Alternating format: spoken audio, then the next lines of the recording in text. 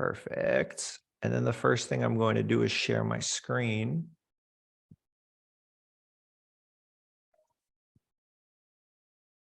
Awesome, everybody. Great. So for those of you who are joining us, like I'll say again, welcome, welcome, welcome. We are so excited to have you here today. Both Ryan and I are jazzed up for this one. We launched a cool new integration that's working well for our clients and new people in our industry. And we're excited to be here today to talk about why data attribution matters in creative analytics specifically. But before we start talking your ears off with all of this good stuff, Ryan is someone I definitely respect at the end of the day. So I'm almost wondering, Ryan, can we make sure that we talk a little bit about who you are and what you're about and kick us off there? For sure. My name's Ryan Kovach. I help lead out the customer team over at Northbeam. I've been there for a little over a year, 14, 15 months or so. My background is kind of extensively in paid media. Helped run an agency for a handful of years. I've done plenty of whitelisting. I've very much been in the weeds. And my relationship with Motion goes way back. I remember jamming with you guys when you're just getting to market and just itching to have a product like yours out there, just because every Monday I was briefing creative teams on, tens of thousands of dollars worth of new ads. And it was this 4-hour-long process, and it was still, not the best reporting, right? So I've probably been in this space for like 10 years now of running ads, helping brands grow, hitting those monthly stretch goals and doing my thing. So over at Northbeam, my role is specifically help folks make sense of the data, dig in, make sure their strategy makes sense, make sure they're comfortable making decisions. And as we continue to move kind of further and further away from iOS 14, the importance on creative analysis and in any media buyer's role has just gotten more and more important. So I'm excited to have this conversation. For sure. No, and it's so funny. Like Ryan talks a little bit about his relationship with Motion, but it's so ingrained that when I was chatting with Ryan, like we needed to bring our CEO Reza into the conversation because Ryan actually had such a solid creative process when he was buying ads, working with creative teams, that it inspired a lot of what we have at Motion. So those spreadsheets that you were using, Ryan, crushed it. And now, again, when you talk about us helping out, you were a big inspiration for what we have going on here. Well, I'm glad to help. And like I said, I was stoked the second I could put that 4 hours of work every Monday to rest and just use Motion. So yeah, man, love to hear it. Love it. I love it. And everybody, just on my end, I know there's some new and some familiar faces who are in the audience with us today. My name's Evan. I'm the head of content or creative strategy here at Motion. And essentially it's a fancy way of saying like partnerships, client stuff, and all of that good stuff. So basically why I'm excited to chat is because similar to Ryan, I've been in the weeds coming from an agency background. But both of us literally talk to our clients, to prospects every single day. So we have a pretty strong finger on the pulse of what we're hearing from an attribution standpoint, from a creative strategy standpoint, and everything in between. So I'm hoping that the both of us can help shed some light on not only our integration, but more importantly, what's going on in the industry at this point. Cool. But before we get into like really the meat and potatoes of what we have going on, the first thing that I wanted to do is just for those of you who are new in the audience and watching the recording, just talk a little bit about Motion and Northbeam. So I'll cover the Motion side.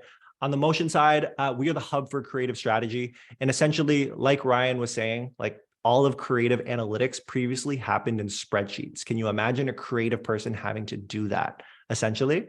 So on our end, what we try to do best is we want to make it easy for people to understand in a very visual way what's going on, translate that into action, and then ultimately share that off very, very easily with everyone else who's involved. And we like to think of ourselves as honestly the hub for creative strategist work. So that's on our end. And then Ryan, on your end. Yeah, over at Northbeam, way I like to say it is we're an accurate compass that you can trust, right? Like especially iOS 14 was a big, event in the space. But at Northbeam, we're doing attribution and specifically multi-touch attribution with first-party data. And then we have a couple technical pieces, components in there that kind of add to the robustness. We're building a device graph for all of our users to stitch and cleanse all of their touch points together, right? And getting a little into the weeds, but if you're familiar, like Facebook's default attribution is a 7-day click, 1-day view. Google's default attribution is a 30-30 out the box. And I always like to say multi-touch attribution is dealing with a finite pie. We don't care who gets the revenue. We're just trying to give folks an accurate compass that they can use to make decisions. And it's one of those things where anybody who's been an ad buyer, they've maybe seen a Facebook campaign or a TikTok campaign that looks really good, right? They go to scale it up and then they check their back end Shopify and they see that, hey, cash didn't move. What's going on there, right? So we are hoping to squash that problem, and that's a big piece of the pie that folks come to us for. And yeah, so big believers in first-party data, big believers in an indefinite attribution window, so we can track if somebody had a touch point from TikTok 90 days ago, but then branded search converted them yesterday. We can actually see that journey, stitch that user together, and then spit out the performance data as well as some of those soft metrics for brands to make better and better decisions. I love it. I love it. And then, of course, we had to link up and make Motion and Northbeam ultimately come to life. I was going to say Northbeam and like mix it all together essentially. But basically, why I like to think of how this starts to happen is basically Northbeam is able to give you that compass of exactly what Ryan was mentioning there. And what we also know to be true is that creative has become the most important element of all of your advertising efforts, right? But ultimately, what we've also noticed is that, hey, on one hand, like both Ryan and myself come from the media buying end, we're very analytical. We can dive into that data. Whereas on the other side of things, we have our creative folks who are less data analysts, but more so creative and conceptual, right? So what we want to be able to do is we want to be able to marry all of the great data with some really strong visual representation of what's happening. And that's where we start to come to life. So very easy to see things like these videos with that data to make sense of what's actually going on. And like I mentioned earlier, we're leveraging Northbeam's amazing metrics. We're making it really easy to share, and everybody, not just our media buyers, but everybody in between is able to get what they need from these styles of reports. Cool. So that's a little bit of like the introduction. When I talk about we help zoom in, Northbeam helps zoom out.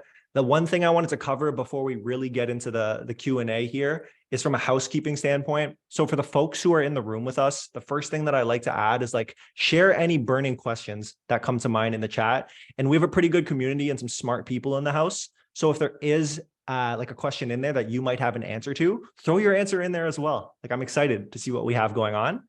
The second thing that I wanted to note here, it's because the launch of this integration, there is a 50% offer for 3 months from both of our ends. So that means Northbeam clients who sign up for Motion, you get it. Motion clients who sign up for Northbeam, you get it, and you're good to go. And then the final thing I'll note here is ultimately the recording and deck will be made available after this presentation. So everybody, we've got you covered. And that's what we got going on today, folks. So the excited piece that we have, and I think where I wanted to start, and then Tosh, we'll get to your question in a second there. But Ryan, the question that I have is, you started talking about attribution a little bit, like at a high level. Like, let's talk more about it in depthly. Why do people need to care about attribution, and why is this such a big topic right now? I know it can be a hot button one.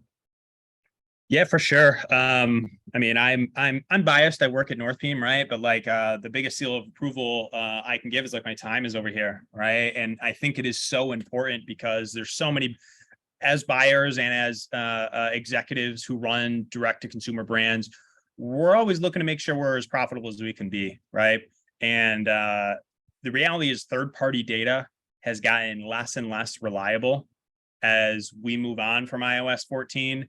GA4 is coming. Third-party cookies are going to continue to get deprecated. And it's one of those things where if you find yourself spending, maybe it's just for a week or maybe it's for 2 weeks, but leaning into a campaign ad set or ad that isn't actually driving incremental new folks into the business, it's going to be really hard to hit your monthly goals, right?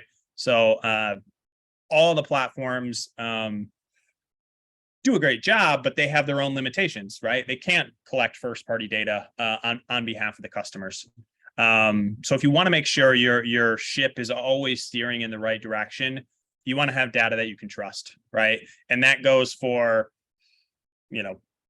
landing pages, conversion rates. It very much goes for creative and creative analytics. Any lever you're in control of pulling as an ad buyer or an executive, offers, right? You want to make sure the data that you're looking at and the data that you're using is as accurate as it can be. So you're not wasting any money, right? And especially for the creative side of things, I always view it as like 70% of the job now, right? An ad buyer, maybe when I first started jamming with you guys, maybe it's 50% or 60%. I think 70% may even be conservative, right? It's like a core lever. And there's even more and more accounts that I see that they're setting it broad, right? Maybe they're using Advantage Plus, maybe they're using some bid caps. They're doing less and less targeting, less and less lever pulling than they were before. And so they need to make sure that, hey, the dollars we spending, are they actually driving new folks into the door? And so that's where I think we fit in, right? Is we're a measurement tool that anytime you're briefing your creative team, or you're working with the creative team on, and maybe you pay $1,000 for a video, or maybe you make it in-house, or maybe you pay $10,000 for an influencer, right? And they send you the assets that they want. You want to be able to tell, like, am I ROI positive here? Or are there any trends in the video types or ad types that we're doing that I should double down on, right? A good creative team is always working hand in hand with the ad buying team to make sure that they're not just making an asset once, but they launch it, they listen to the data, they get accurate insights, and then maybe they're making revisions. So none of that is really possible without accurate data attribution, and why I'm working so hard and so proud of the work we've done over at Northbeam is because I think there's a lot of folks who continue to need this. And Ryan, on your end, like, who needs to care most about attribution? We come from media buying, so obviously to make these decisions, but who really needs to care the most? Yeah, I think it's probably the executives, right? Depending on your relationship or your agency relationship, sometimes you want to make sure the incentives are aligned, right? And that folks, if you're managing an agency partner and maybe they're on a percentage of ad spend model, right? And that's a little bit less common, but they maybe want to spend because in platform is telling them it's working well, right? But an executive wants to make sure, hey, are we being profitable? And it used to be really difficult to measure creative performance or offer performance or campaign performance on a first-time basis. I always had to do these end of month post-mortem reports, just going off my Shopify data and retroactively retrofitting it to kind of give a very blended sense of, okay, here's how much it costs us to acquire a new customer. And nowadays, an executive can just pull up, get a quick trend line of the pacing. Are we doing well? So I'd say executives, they want to make sure their ad buyers are spending as efficiently as they can. They want to make sure it's profitable. So the executives are kind of the cohort, I think, where you got to at least understand it. You got to understand the pitfalls of 7-day click, 1-day view. You got to understand the pitfalls of 30-30-30. You shouldn't be launching on Pinterest unless you understand what they're going to report to you, right? There's a lot of and I love Pinterest, right? But if you don't understand that their system is a 30-30 with engagement credit, you may look at that and see a report of, wow, we're getting a 5x ROAS there, and allocate your budget. If you don't understand how to view attribution accurately, all of a sudden your budget allocation can kind of go awry. So very important for both sets to know, but whoever's the wringable neck on the profitability, they need to have a really strong understanding.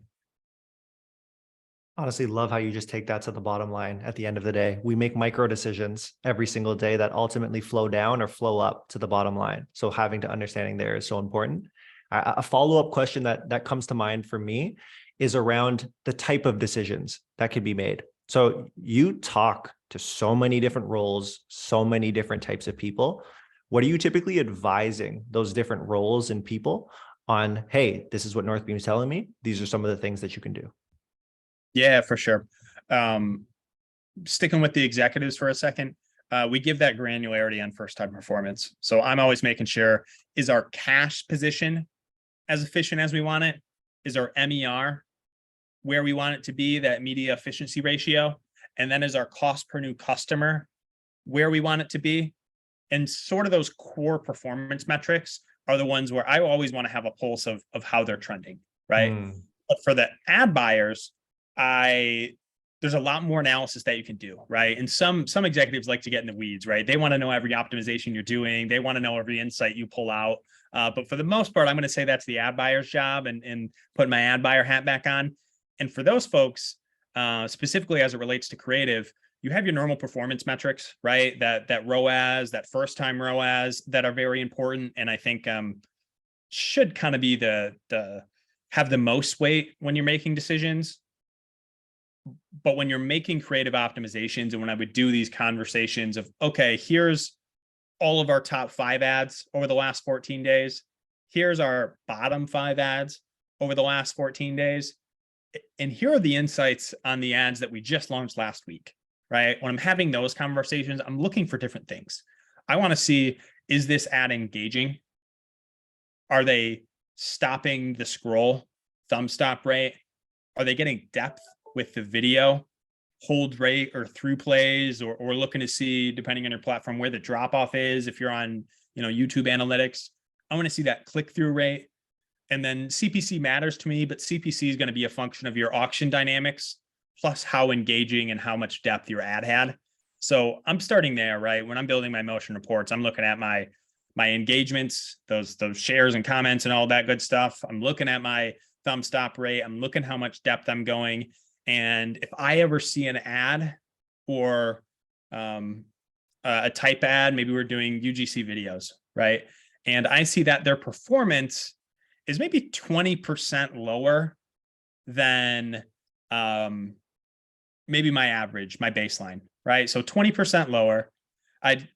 If I was just looking at performance metrics, I may say, hey, I should turn that off, right? But for a lot of brands, maybe they just spent $5,000 to get all those videos made. They're putting a lot behind these. I think just turning them off wouldn't be the right move. I think the most effective move right now is to analyze how engaging, how much depth, how much action did this asset create, and then optimize from there. So if we were to look at that UGC and say 20% below on our ROAS number, but then we saw the thumb stop ratio wasn't very strong, but then we saw, for the folks who did watch it, the hold rate, so people who watch maybe 15 seconds of the video, or in the middle third, we saw a ton of engagement right there.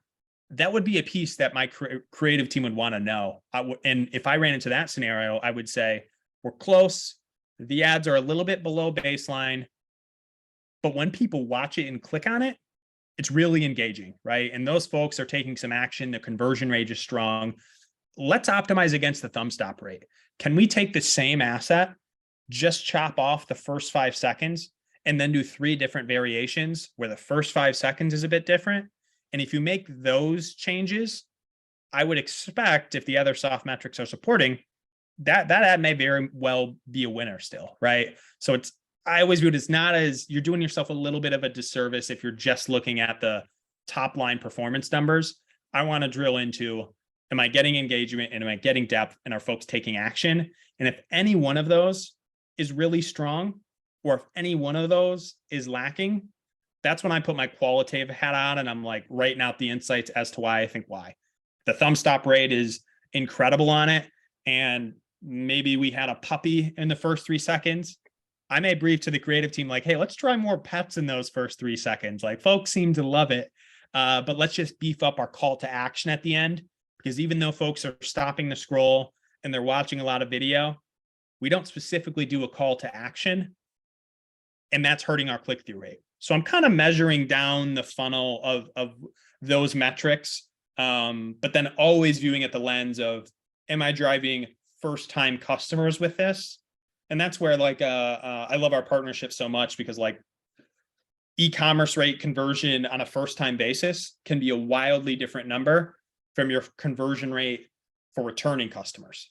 And if you ever see that, right, if maybe your ROAS looks decent, but it's all coming from returning folks, that's not a winning scenario for me. I'm probably not scaling up in that scenario. I'm going back to the lab. I'm doing some adjustments, and I'm relaunching. Love that. Honestly, Ryan, like I'm so happy that you, with those conversations, that you can have like the high level talk with the executives on saying, how do we set these goals? Like, what does are we where we want to be like actually mean? But then able to put that media buying hat on and dive into the weeds. Like it's honestly like a tough thing to do, to zoom in and zoom out. So that's awesome, man. Super awesome.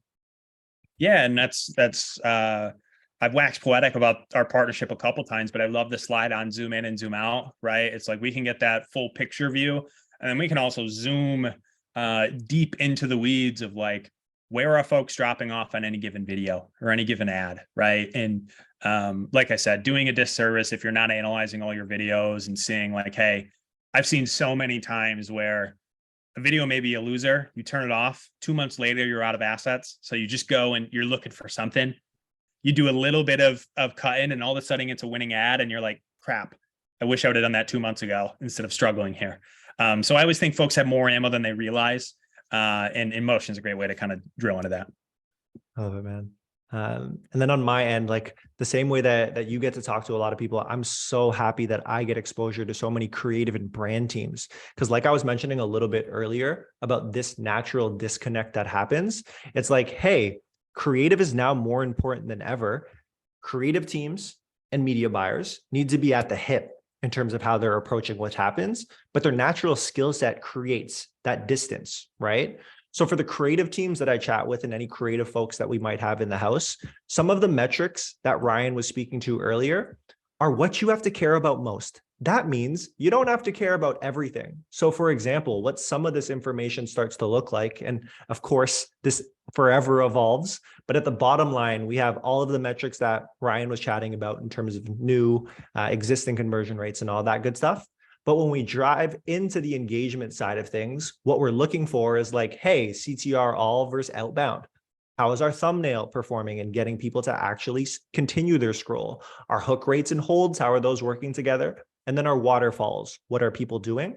And why it's so beneficial to actually know these specific type of metrics is because it makes it actionable for you to do something with it. So what I mean by that is when we're thinking about briefing on the creative end, it's no longer, whoa, whoa, whoa, I have metrics all over the place. What do I do with it? It's like, hey, if we're talking about thumb stop ratios, let's make that our focus. We know, or we've seen, that there's a correlation between thumb stop and conversion rate, like Ryan has mentioned. So what that means is a creative person, knowing I want to increase my thumb stop, let's just do 2 new versions and make it nice and easy. So this is where we're able to take that engagement data and bottom line data and actually marry it with what next steps can look like. So that's that evolution, like Ryan starts to chat about there. And then I know we only have 4 minutes left here and we're kind of breezing through what we have going on, but something that I wanted to chat about before we get to a quick Q&A of a couple questions that we've seen roll in is just, Ryan, both of us are lucky to get exposure to so much data. So I'm just wondering, on the trend side of things, especially in Q1, is there anything that's worth sharing with the audience that we have today that would be good to know? Yes. CPMs are climbing a little bit, especially as we round out Q1 here. And sometimes that's a function of, corporate budgets coming in, getting their allotted spend to close out the quarterly budget, right? But it's also one of those in-between seasons a little bit. So I'm always very interested in going broad. I'm always very interested in sourcing Google AdWords affinity audiences. They have this really good, I feel like it's been out there for a while, long time, but I still feel it's underutilized. Pulling your interest from that channel and testing again. I'm continuing to pay a lot of attention to both TikTok, just because they're in the news right now, and who knows how that plays out, as well as YouTube Shorts, especially as, and I think you guys have something exciting coming soon on this, but on the YouTube side, I'm seeing a handful of folks that they have good organic content. There's a lot of wiggle room on the short side, especially organically, to crop out 15 seconds of engaging content and run that piece as its own short. And I've actually seen that work both organically really well as well as in some ads. So shorts, I think, are trending up right now. And if TikTok does happen to get the axe and all those DAUs and active users have to migrate, I expect a lot will go to shorts and reels. So I'm paying attention over there. Twitter ads a little bit is kind of in the air. It's in the zeitgeist. More and more folks testing over there. Outside of that, I'm seeing Advantage Plus on Facebook work better than it was working previously. So a lot of folks shifting budget in that direction. Some amount of Facebook shops are continuing to push that, but I still view it as cream rises to the crop, right? Anytime we're ending the quarter and CPMs are rising a little bit, the more you can streamline your workflow around creative analytics, like I said, that's 70 to 80% of an ad buyer's job. And if your team is doing a really robust job of like, okay, why were these my top 5 ads, right? Why were these my bottom 5 videos, right? And analyzing that, cutting again, making the most of your assets, squeezing the most out of it, that's going to go a long way. So those things are always on my mind. And but paying attention to Twitter, paying attention to YouTube Shorts, continuing to go broad while refreshing with some Google audience insights. I love it. I love it. And then the final minute I will use here is Tash had a question in our chat. Can we use Northbeam with Webflow? I think the answer is yes. So we have a server API where I haven't specifically done a Webflow one in a little bit, but as long as we can add a conversion pixel where the purchase happens, as long as we can add a base pixel where the head tag happens, and as long as we are able to receive your order table data, it should function just fine. So we play great with Shopify. We have a plugin for WooCommerce and Magento. Every other system, whether it be Webflow or custom, we actually have an API where we work with you guys to receive the orders, and then we'll sync that order table up with our device graph and start mapping that way. So the answer should be yes, but feel free to drop me an email, ryan@northbeam.io, and I'm happy to make sure we're all squared away there.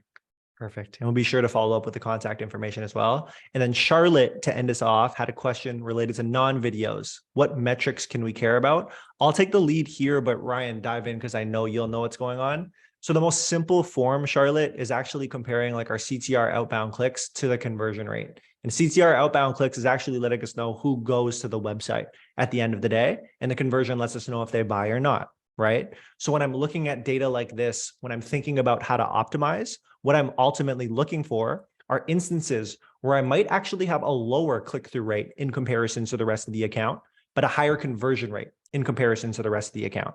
And that just tells me, hey, not too many people are clicking, but those who are, they're buying. So for this specific creative here, my goal becomes, can I increase the CTR so it's a little bit higher, but maintain a conversion rate that's healthy because the story works? So I might change this one up. So there's like, I don't know, dark to light, TikTok text overlay, something along those lines. But that's some of the stuff that I'll focus in on from an easy standpoint. Ryan, not sure if you have anything else to add on that one.